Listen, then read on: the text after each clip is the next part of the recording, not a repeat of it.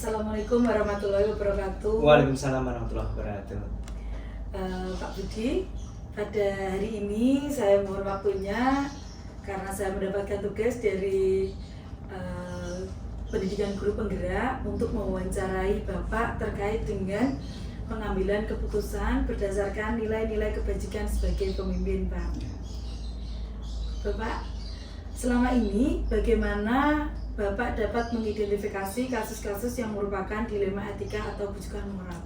Baik, terima kasih untuk selama ini di SMA Negeri 1 Jepon, tempat sekolah kita, dalam mengidentifikasi kasus-kasus yang berkaitan dengan etika, dilema etika maupun berkaitan dengan bujukan moral, maka saya mendapatkan informasi, kemudian kasus-kasus yang muncul dalam dilema etika maupun bujukan moral, yaitu satu, saya akan melihat kebenarannya dulu.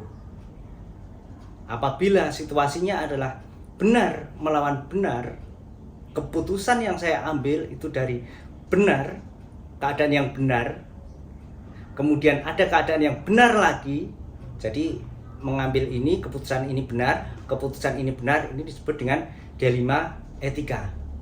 Tapi apabila kasusnya adalah benar melawan salah, maka itu adalah disebut dengan dilema moral. Jadi sebenarnya sangat mudah sekali dalam mengidentifikasi ini. Benar, salah, benar, benar. Begitu. Bapak, selama ini bagaimana Bapak menjalankan pengambilan keputusan di SMA Negeri 1 Jepon, terutama untuk kasus-kasus di mana ada dua kepentingan yang sama, dan hal ini sama-sama benar dan sama-sama mengandung nilai kebajikan. Untuk dilema etika sama-sama benar itu, saya akan berpedoman satu, prinsipnya adalah dalam pengambilan keputusan tersebut harus mengedepankan kepentingan siswa.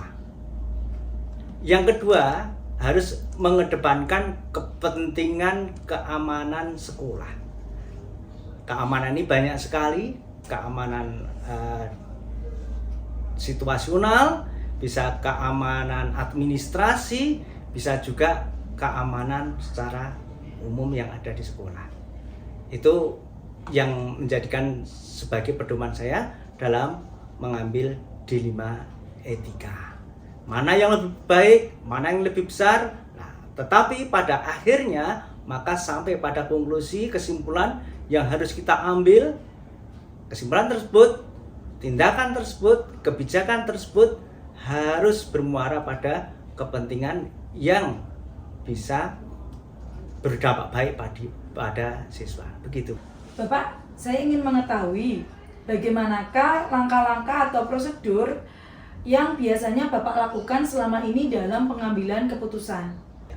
Untuk prosedur yang saya lakukan, yang pertama dalam dilema etika ini adalah saya mempelajari permasalahannya terlebih dahulu sampai saya mendapatkan kejelasan dari permasalahan tersebut, kemudian juga mencari referensi dan masukan untuk permasalahan tersebut.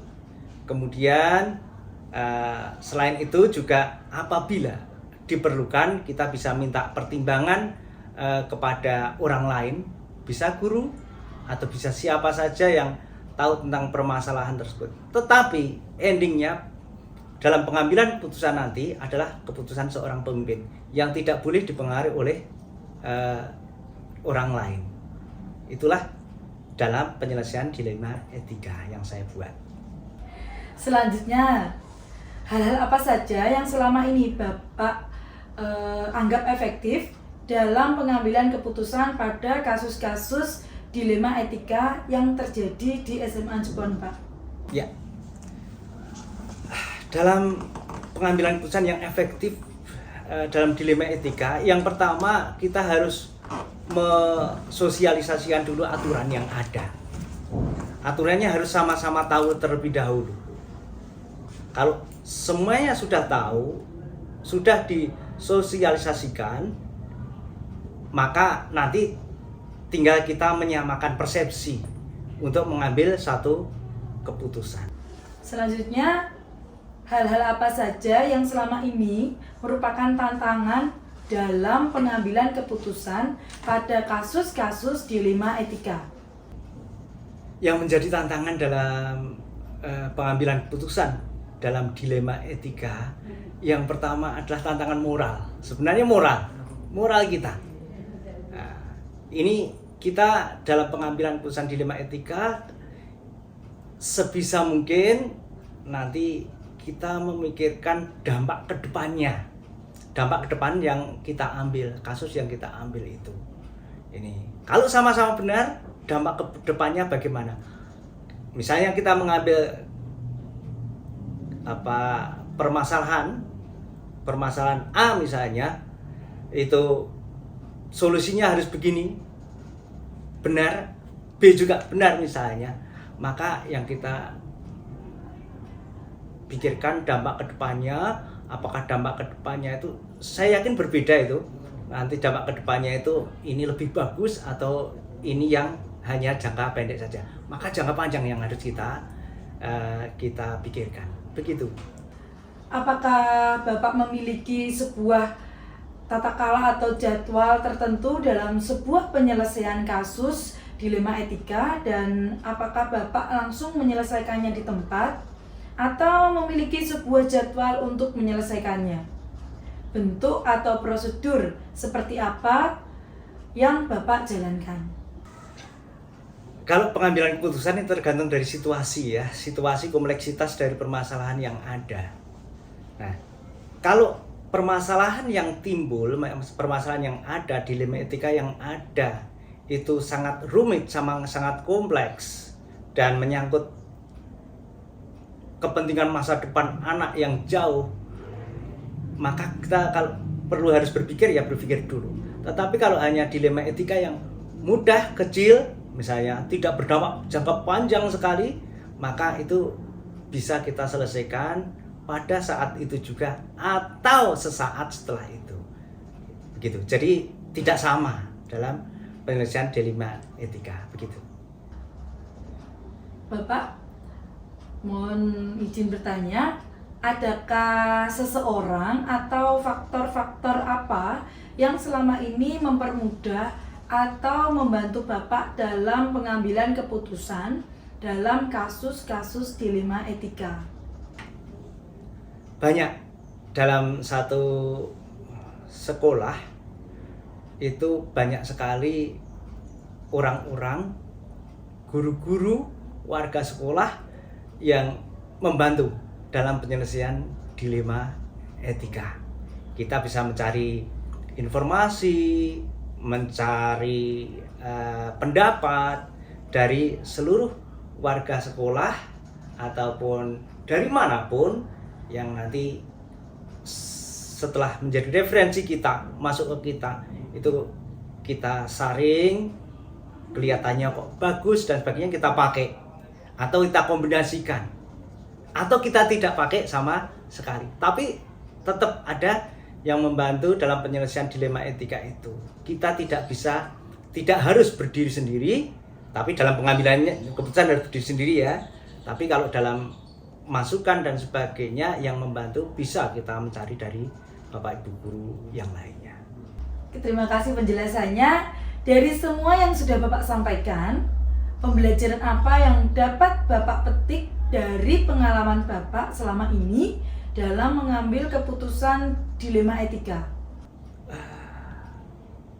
Pembelajaran yang bisa saya ambil, yang pertama, kita harus wise, harus bijaksana dalam pengambilan keputusan. Tapi kebijaksanaan kita itu juga tidak boleh menabrak aturan-aturan yang ada. Apalagi sampai nanti membuat permasalahan tersebut jangka panjangnya itu berpengaruh pada anak yang tidak baik. Guidance-nya satu adalah kita punya niatan baik, perbuatan yang baik, juga nanti eksekusinya harus baik. Baik, terima kasih. Demikian tadi wawancara saya bersama Bapak Budi Santoso, SPD MPD, Kepala Sekolah SMA Negeri 1 Jepon. Assalamualaikum warahmatullahi wabarakatuh. Selamat pagi Bu Eni. Pagi Mbak, gimana kabarnya? Alhamdulillah saya baik Bu Eni. Bu Eni, perkenalkan saya Bu Jiri Puspitasari dari SMA Negeri 1 Jepon. Bermaksud ingin mewawancarai Ibu pada pagi hari ini. Apakah Bu Eni ada waktu untuk saya melakukan wawancara Bu terkait dengan pengambilan keputusan berdasarkan nilai-nilai kebajikan sebagai seorang pemimpin? Insya Allah bisa Mbak. Terima kasih Bu Eni. Iya.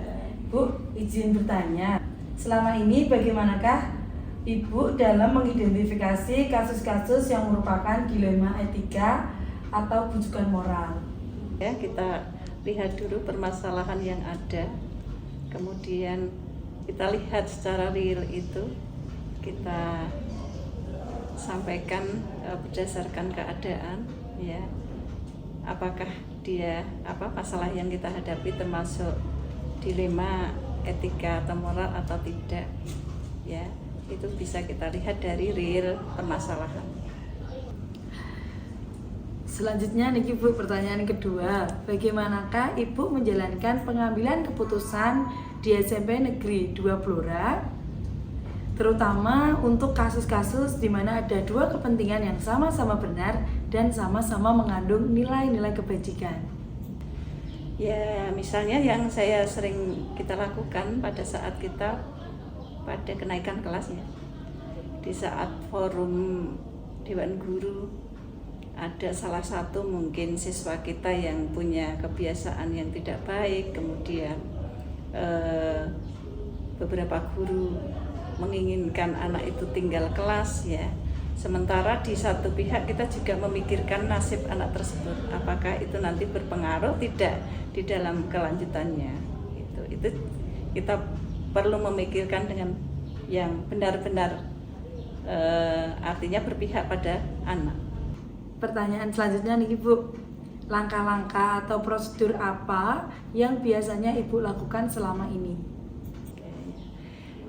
Langkah pertama kita analisis dulu, ya, identifikasi permasalahan. Kemudian yang kedua, kalau kita punya bukti atau kita punya data, itulah data yang kita cermati, ya.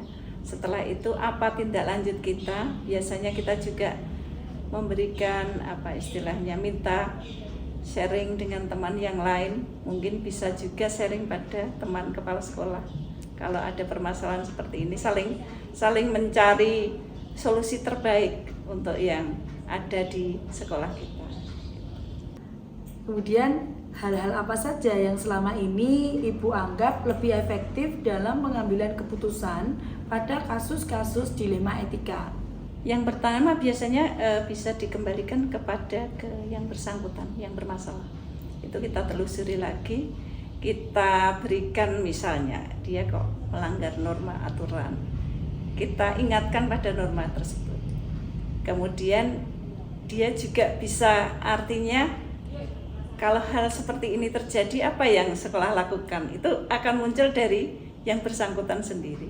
Jadi nanti keputusan kita akan lebih, artinya bisa diterima keduanya. Satu dari misalnya kedisiplinan masih tetap kita angkat, kita junjung, sementara yang bersangkutan juga akan menimbulkan rasa kesadaran diri mereka, gitu. Hal-hal apa saja Bu yang selama ini merupakan tantangan dalam pengambilan keputusan pada kasus-kasus dilema etika? Ya itu tadi yang saya contohkan, misalnya kalau dalam satu kasus anak tidak naik, itu yang paling sulit bagi saya, ya. Satu pihak, kadangkala anak yang sudah keterlaluan itu nanti akan jadi sorotan anak yang lain. Apakah itu bisa jadi pembelajaran atau tidak? Tapi di satu pihak, anak tersebut pun butuh kita perbaiki, butuh kita istilahnya kita bimbing lagi, gitu, agar keputusan kita pun nantinya tidak salah. Dan keputusan tersebut biasanya kita buat dalam suatu forum diskusi khusus dari guru BK-nya, dari guru wali kelasnya, jadi kemudian di forum plenonya, gitu. Jadi keputusan insya Allah menjadi keputusan yang terbaik untuk anak tersebut. Misal itu dalam kasus kenaikan kelas, gitu. apakah Ibu mempunyai sebuah jadwal tertentu dalam penyelesaian sebuah kasus dilema etika? Apakah Ibu langsung menyelesaikannya di tempat atau Ibu memiliki jadwal untuk menyelesaikannya? Kemudian bagaimana sih Bu bentuk dan prosedur yang sudah Ibu jalankan selama ini? Kalau permasalahan seperti itu tergantung situasi, Mbak. Ya, artinya kalau memang hal itu harus kita selesaikan, ya kita selesaikan langsung. Tetapi kalau penyelesaiannya kita butuh data dan lain sebagainya, kita tidak bisa langsung. Misal permasalahan yang istilahnya GTK itu, kita juga harus konsultasi dengan pihak yang berwenang. Gitu. Bu, apakah ada seseorang atau faktor apa Bu yang selama ini mempermudah atau membantu Ibu dalam pengambilan keputusan dalam kasus-kasus dilema etika? Iya. Yang pertama kita berpandu pada aturan norma dulu. Kemudian yang kedua kita juga mengingat bagaimana kepentingan anak kalau itu menyangkut anak. Kalau menyangkut guru atau karyawan, kita juga di belakang itu kita juga istilahnya mencari solusi terbaik untuk mereka.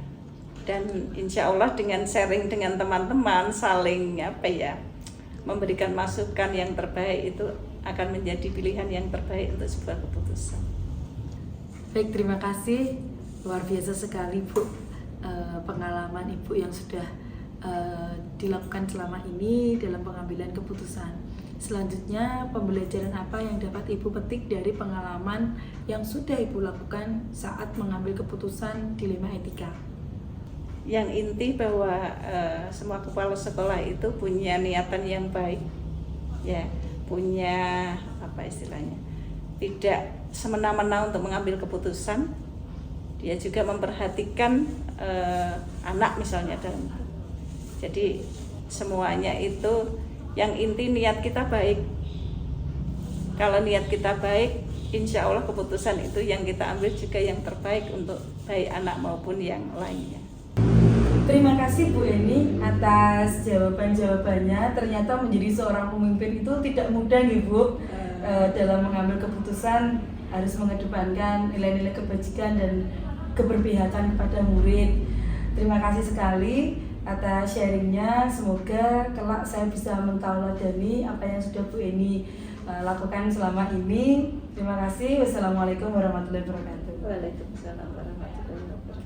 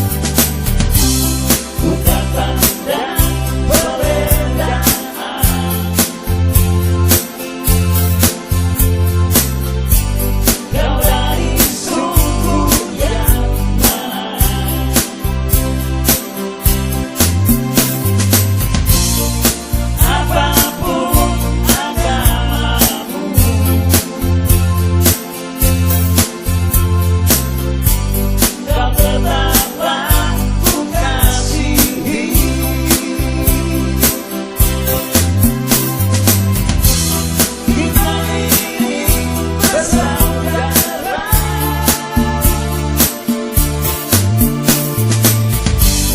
Kita ini Indonesia,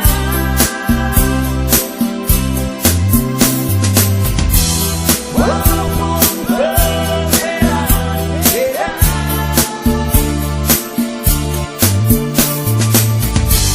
kita ini Pancasila.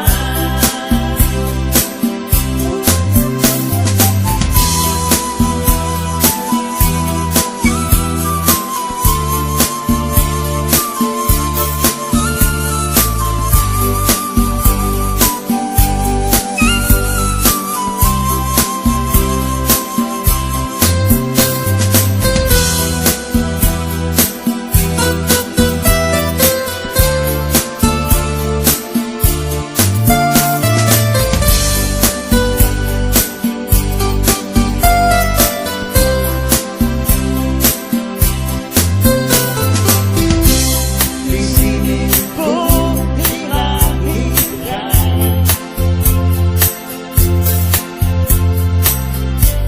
di sini